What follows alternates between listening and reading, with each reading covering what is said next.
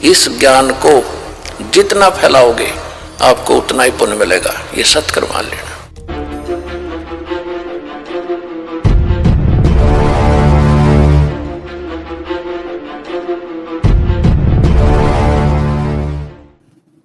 उनके लिए आप इतना कर सकते हो, अपनी दुआ ना समाप्त करके, आपके माता पिता बीमार हैं, अस्वस्थ हैं, उनको दुआ ना करके केवल उनके लिए कोई ऐसा धार्मिक अनुष्ठान उनके निमित्त आप करा सकते हो, या अखंड पाठ करवा सकते हो, उससे भी उनको बहुत राहत मिल सकती है।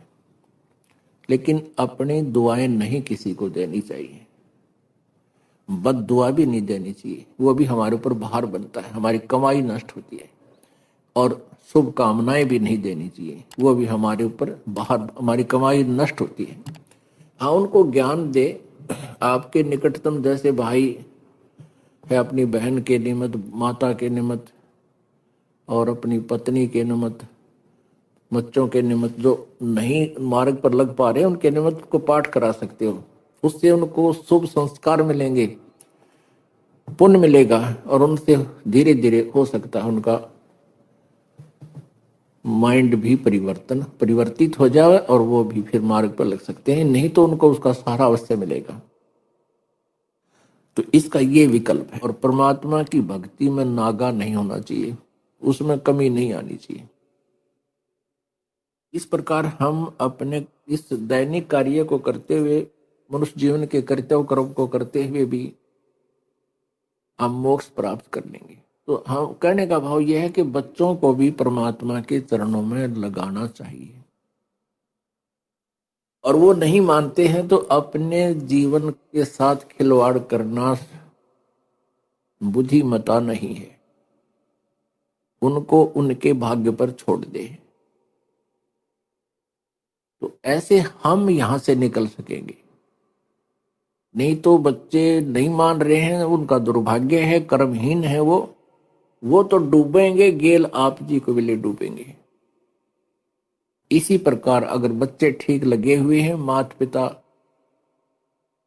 भक्ति मार्ग को स्वीकार नहीं करते हैं, तो अपनी भक्ति को उन माता पिता के लिए बर्बाद नहीं करना चाहिए। माता पिता का कर्तव्य कर्म जो हमारा फर्ज है वो अवश्य करना चाहिए, उनको प्रार्थना करनी चाहिए, उनकी बुराई छुटवानी चाहिए। कोई हुक्का पीवे है या कोई बीड़ी पीवे है, कोई शराब पीता है, तो हम परमात्मा के बच्चे हो गए, आपको ज्ञान हो गया, आप जी को चाहिए कि माता पिता से रह रहकर प्रार्थना करें विनम्र भाव से कि आप भी भजन करो, आप नाम लो, को ज्ञान सुनावे उनको, पुण्यात्मा है वो मान जाती है।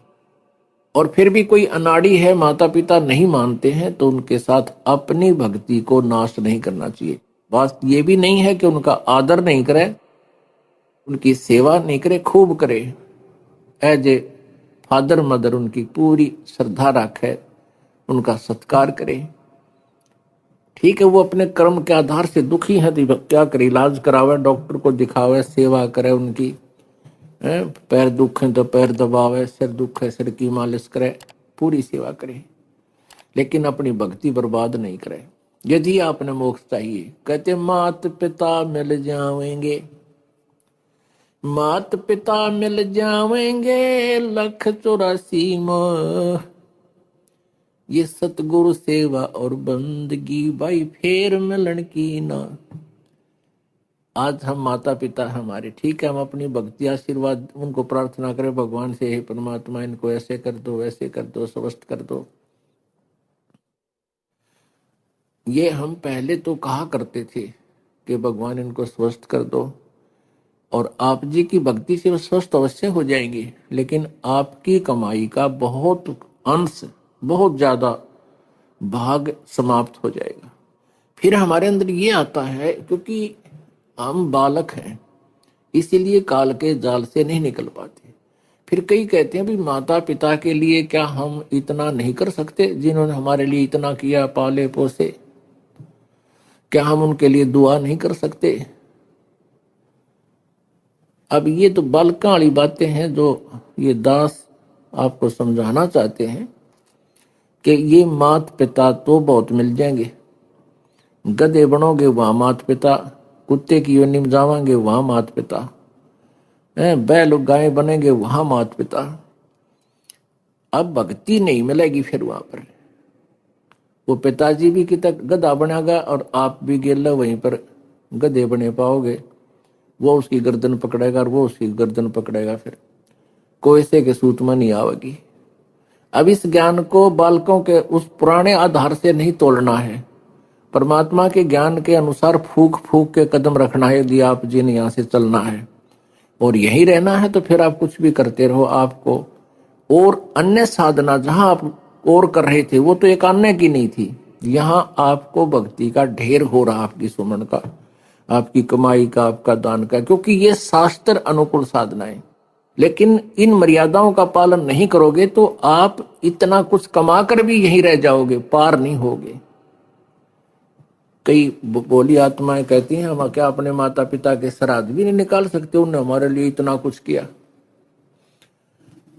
उनके लिए आप इतना कर सकते हो, अपनी दुआ ना समाप्त करके, आपके माता पिता बीमार हैं, अस्वस्थ हैं, उनको दुआ ना करके केवल उनके लिए कोई ऐसा धार्मिक अनुष्ठान उनके निमित्त आप करा सकते हो, या अखंड पाठ करवा सकते हो। उससे भी उनको बहुत राहत मिल सकती है। लेकिन अपनी दुआएं नहीं किसी को देनी चाहिए, बद दुआ भी नहीं देनी चाहिए, वो भी हमारे ऊपर भार बनता है, हमारी कमाई नष्ट होती है।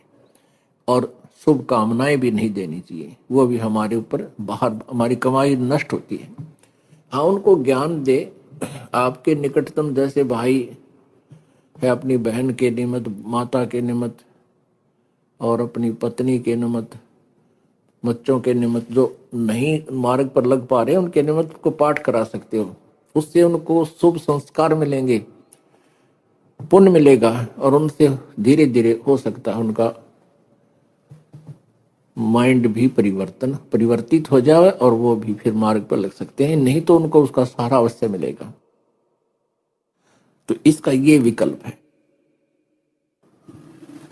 परमात्मा कहते हैं जा दिन सतगुरु भेटियो वो दिन लेखे जान, बाकी समय गंवा दिया बिना गुरु के नाम। परमात्मा बताते हैं कि जिस दिन आप जी को पूर्ण संत से उपदेश प्राप्त हुआ, आपका वो जन्मदिन है, वो आपका हैप्पी बर्थडे है। बाकी जो हम पहले लोक वेद के आधार से बर्थडे मनाया करते थे वो हमने अब नहीं मनाना। उसको हम खुद हैप्पी बर्थडे मानना है, वो तो बड़ा दुख था हमारे ऊपर, कैर टूटा, जन्म हुआ, ना जाने कितने कष्ट जीवन पर आवेंगे, कोई बच्चा हो गया तो मर जाएगा, कोई बचेगा ना बचे, कोई बीमारियां, 100 प्रकार की समस्याएं, दिन रात धक्के खाने। वो कौन सा जन्म था, वो कौन सा हैप्पी बर्थडे था, वो तो ब्रांड मार्टी डे था और उसने हम हैप्पी बर्थडे मनाया करते। अब जिस दिन आप जी को उपदेश मिला वो नोट कर ले, आपका वो हैप्पी बर्थडे है। और 100 याद रखे भगवान कैसे प्राप्त हुआ वो दिन, जिस दिन आपकी शरण मिली मालिक। तो आज वो ये दिन जो है अमावस्या वाला, फाल्गुन की अमावस्या वाला दिन, ये वो हैप्पी डे है जो जिस दिन इस दास का उद्धार हुआ, गुरुदेव जी ने उपदेश बख्शीश किया। अब याद आती है उस दिन की महत्व की, आज याद आता उस दिन की महिमा। जे वो ना मिलता वो दिन, ये 17 फरवरी फाल्गुन अमावस्या सन 1988 को इस दास को उपदेश मिला था। आज 23 वर्ष का हो गया ये दास। वैसे शरीर की आयु लगभग 60 वर्ष की होगी, लेकिन असली आयु इस दास की 23 वर्ष है। उससे पहले जो जीवन था वो मनुष्य का नहीं, पशु की तुल्य था। पशु भी वही कर्म करते थे, ये दास भी वही कर्म करता था। और जिस दिन से गुरु मिले हैं, उपदेश मिला है, उस दिन से हमारा जन्म है। इस ज्ञान को जितना फैलाओगे आपको उतना ही पुण्य मिलेगा, ये सत्य मान लेना।